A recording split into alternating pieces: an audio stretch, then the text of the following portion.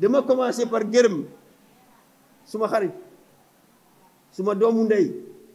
suma collègue mooy docteur Pape Amadou Ndiaye ministre depuis université ba tey ñoo ànd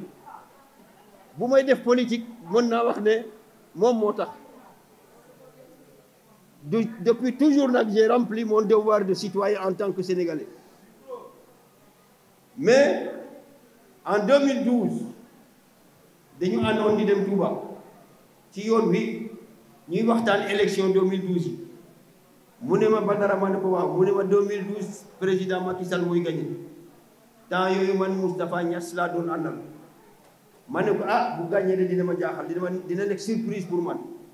mu ne ma déedéet du nekk surprise parce que lu Macky Sall liggéey la bi élection yi jotee li mu waxoon mu am ma xam ne nit ku am vision la mu liggéeyal aussi gëm Macky Sall mu ne ma naa ko yow jàppale ci loolu ma jàppale ko ci loolu itam parce que xam naa nit ki xam naa sa générosité xam naa li mu buggal askan wi ma ànd ak moom mais nag li tubaab di wax nekk dans l'ombre di ko jàppale Sénégal tollu nag ci situation boo xam ne ku nekk da nga war a jóg taxaw monsieur Kane wax na ko léegi dañu nekk dans une période charnière ku tiitul Sénégal tey boo gestoo gis lu fi xew mars 2022 ak juin 2023 war nga tiit sa bopp xam ne nag jot na loolu moo tax ma jël engagement personnel ne maa ngi doon soutenir docteur dans l'ombre mais dafa jot ku ne fi nga toll nga jóg taxaw moo tax ci ñaareelu remerciement bi may remercier Idrissa Diabaté muy sama mag bu baax maa ngi koy gën a jàpp tey parce que dégg naa sama neveu Pape Diallo li mu wax ci moom Idrissa Diabaté jàppoon naa la mais gën naa la jàpp ndax li sama neveu wax tey ma jël engagement mu proposé ma ko ma ne moom lii di mënuma ko bañ dinaa def sama kéemtulaayu kattan lépp lu mu laaj ci xam-xam ci pas-pas dinaa ko dox parce que dama nekk ko xam ne du ma gaaw a wax waaw mais su ma waxee waaw waaw la su ma waxee déet déet la ñépp ñi ma xam nañ ma loolu engagement boobu laa jël tey pour diriger nekk le coordonnateur du mouvement Manko 2024 di ñaan yàlla nag yàlla may ñu njam parce que yàlla rek ay maye ñun pas-pas lañu am gëm-gëm lañu am ak suñu volonté ak suñu xam-xam mais yàlla mooy may moo tax ñu ngi koy ñaan ci kattanam mu may ñu ndam en 2024 au mois le 25 février 2024 di wax surtout jigéen ñi ak jeunes yi surtout jigéen ñi fi teew maa ngi leen di remercier parce que gis naa seen pas-pas gis naa seen taxawaay gis naa seen détermination Sénégal lépp lu mu am tey kenn mënu ci génne jigéen ñi vous êtes à l'image des femmes de Nder vous êtes courageuses vous êtes déterminées et je compte avec vous relever le défi pour qu'au soir du 24 février 2024 ñu wax ne ñëpp taxaw ne monsieur Amadou Ba président de la République du Sénégal maa ngi leen di gërëm di leen sant di leen wax monsieur Kane wax na ko léegi liggéey baa ngi doog a commencé lii lancement bi rek la woon mais liggéey bi c'est sur le terrain nañu dem waxtaan ak sénégalais yi parce que jot na sénégalais yi dañu gëlëm dañu réer mais nag situation bee ko joxe c'est la situation qui est difficile mais le Sénégal n'est pas le seul pays à vivre dans ces difficultés nit yi dañuy fàtte fu ñu jógee le Covid-19 dafa ñëw taxaw nërmal économie adduna bi yëpp mu am des conséquences sociales des conséquences économiques ñëpp a koy ressentir fu mettiwul amul loolu nag dafay nekk loo xam ne c'est le terreau fertile pour faire la promotion du populisme, de l'extrémisme te il faut ñu jóg ci buñ ko deful rek dañuy këf suñu jeunesse bi dugal leen ci guute boo xam ne ëllëg kenn du xam lu muy mujjee dañu war a def le pari de la sécurité, de la stabilité de ce pays te loolu ce pari c'est le président Amadou Ba, président de la République du Sénégal. maa ngi leen di nuyu di leen sant di leen gërëm. xam ngeen ni Thiès enjeu électoral bu rëy kon nag suñu gisee mobilisation bu mel nii nga xam ne bi jigéen ñi jeunes yi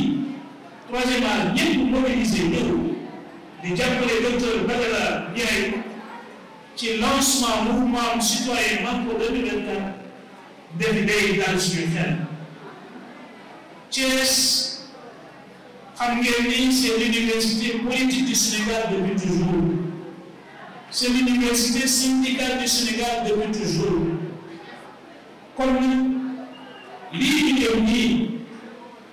waa Thiès war ñu ciy féete ginnaaw c'est la ville boo xam ne bii l'une des rares villes yoo xam ne yii nous avons 2 candidats xam ngeen ñan candidat la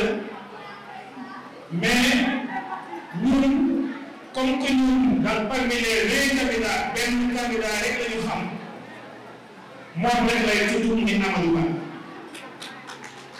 Amadou Ba c'est le seul boo xam ne bii mooy suñu candidat parmi les 20 te amul ñaari calcul déedéet amul naa premier tour mu ne wotal kii deuxième tour mu wotal tel non non non premier tour la ñuy yem te Amadou Ba la ñuy tànn ku nekk war na ko def ci xelam xam ni loo xam ku nekk rek soo yoree sa carte xamal ni yow voté yow Amadou Ba de sa bopp na voté sa bopp nga voté pour la paix du Sénégal sa bopp nga voté pour la stabilité du Sénégal parce que il est bien vrai que benn candidat la mais ñaari objectif rek moo am la ñu yore ñu opté pour le hasard ou bien ñu opté pour le concret loolu mooy lan li nga xam ne nii teg nañ ci suñu kër ñu bëgg mu lii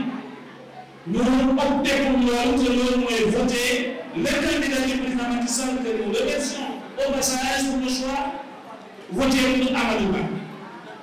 wala voter pour hasard pour l'aventurisme voter pour keneen ñaari choix yooyu léegi yëpp rek la ñi fi nekk ñëpp nag c'est sûr et certain qu'ils votent pour la sécurité, pour la paix, pour la stabilité du Sénégal muy Amadou Ba am ñu ko fi wax mobilisation bi rafet na mais jour vote bi avant 11 heures li may ñaar ñu fi nekk ñëpp na fekk ñu voter avant 11 heures jëli seen carte liggéey bi ci terrain bi la terrain bi nag ci seen kër lay commencé xam nañ ne am na ay suñu doom yoo xam ne bii këf nañu leen nañu waxtaan ak ñoom xamal leen la réalité su passé suñu kër suñu dëkkandoo su fa passé suñu quartier su fa passé suñu commune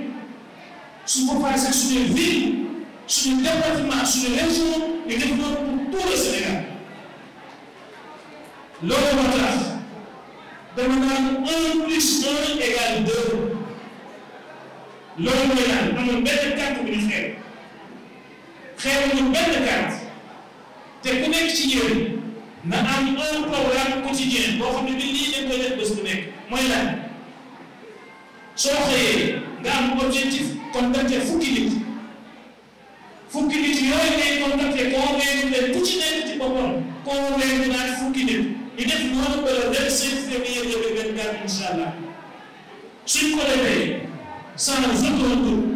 nous aurons au moins 90% pour Amadou Ba faire ton 5e président de la République du Sénégal.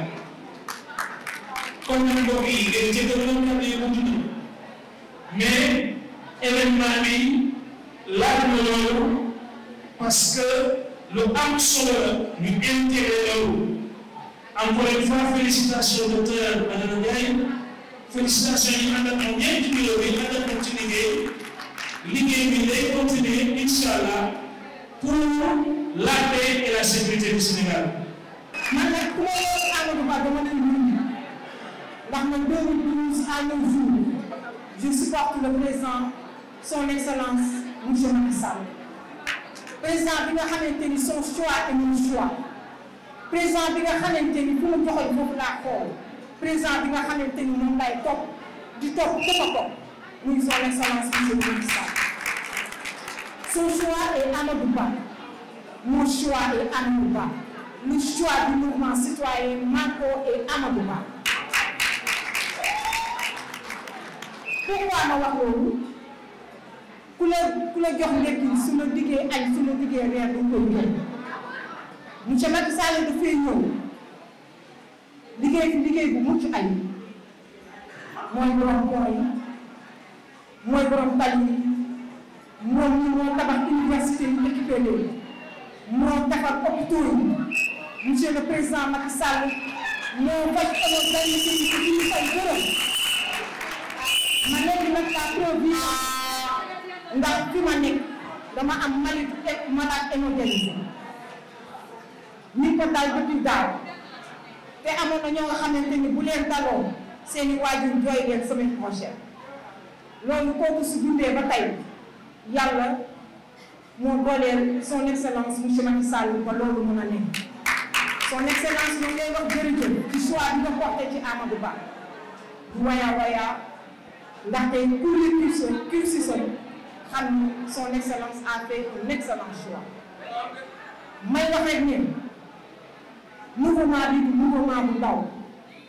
on est là pour soutenir le meilleur parmi les meilleurs on est là pour soutenir le choix du président Macky Sall ma koy rafetlu bu baax a baax te di ci am na fierté bu mag di wax monsieur Ndiaye docteur incha allahu rabbi ndegam neex na yàlla su fekkee ne ni président Macky Sall wax ne yàlla du fay wax bàyyi jëf incha allahu rabbi ce mouvement bii ñu nekk nii dina weesu sa wax incha allahu rabbi. Avec l'élection présidentielle de 2012, on était sur le chemin de Touba un week-end, comme nous le faisons tous les week-ends, pour aller faire des consultations à Touba. On était en train de discuter sur les résultats éventuels de ces élections. À l'époque, je soutenais l'ancien président de l'Assemblée nationale et lui, il soutenait le président Macky Sall. Donc, je soutenais Moustapha Niasse. Il m'a dit, le vainqueur de ces élections, ça sera le président Macky Sall. Je lui ai répondu, mon cher ami, ça sera, si c'est le cas, ça sera une surprise. Il m'a dit non, ça ne sera pas une surprise. Ça sera le résultat d'un engagement citoyen et d'un engagement déterminé. Et effectivement, en 2012, c'est le président Macky Sall qui a gagné ces élections. Et depuis lors, il m'a demandé de travailler à ses côtés, dans ses activités sociales, mais également en politique. J'ai décidé de le faire parce que je connais l'homme, je connais sa générosité et je connais son engagement. Mais j'ai travaillé avec lui dans l'ombre, parce qu'à l'époque, je veux dire, c'est lui qui m'a inoculé, pour parler médecine, le virus de la politique. Mais à l'époque, le virus était à l'état d'incubation, c'est-à-dire silencieux. Mais aujourd'hui, vu le contexte, et M. Khan l'a rappelé tout à l'heure, moi j'ai l'habitude de dire souvent, j'ai peur pour le Sénégal, parce que nous sommes dans une période charnière. J'ai dit aujourd'hui, le virus est arrivé à son état d'invasion. c'est-à-dire de manifestation clinique. Et cette manifestation clinique, c'est notre engagement citoyen. C'est la raison pour laquelle je ne pouvais pas manquer de remercier le docteur Pape Amadou Ndiaye pour sa générosité et pour son engagement au service de la nation. La deuxième personne que je voudrais remercier, c'est mon grand frère, mon ami Idrissa Diabaté, qui m'a fait l'honneur de me désigner comme coordinateur du mouvement Manko 2024. Mon cher frère, mon cher ami, je te remercie. Et je ferai tout ce qui est dans mon possible pour ne pas décevoir ton choix. C'est ces deux personnes que je voudrais remercier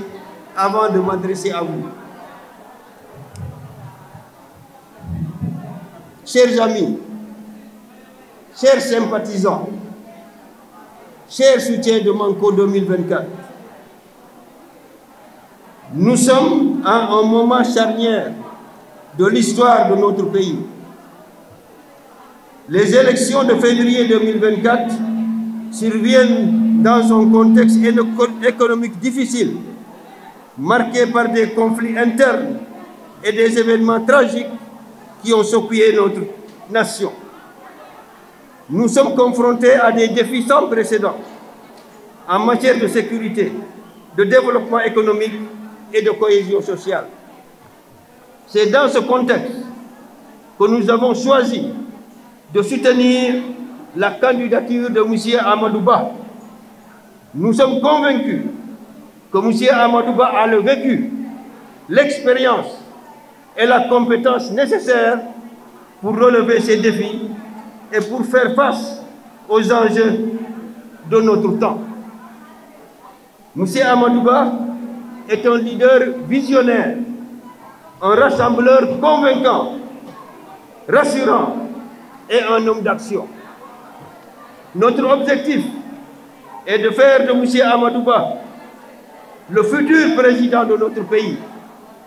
Nous croyons en ses capacités à unir les Sénégalais autour d'un projet commun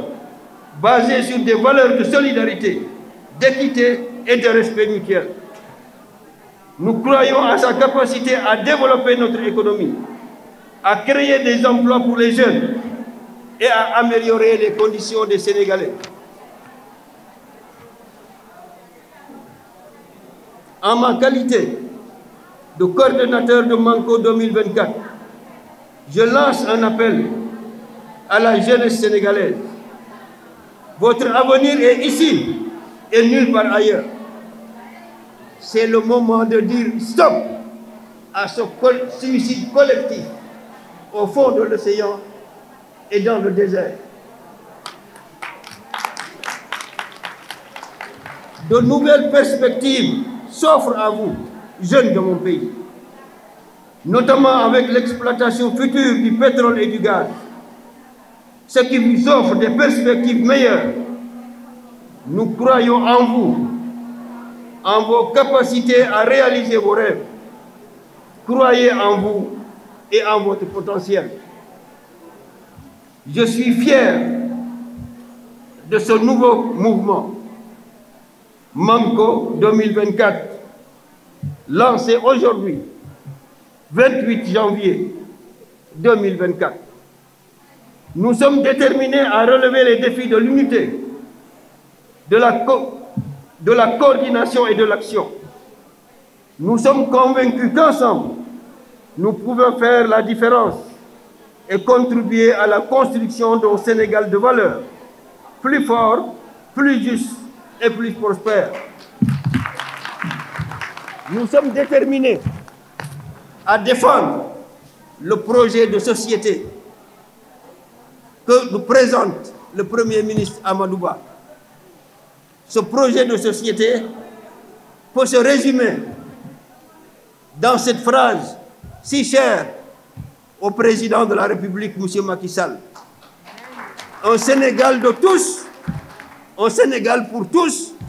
Je vous remercie.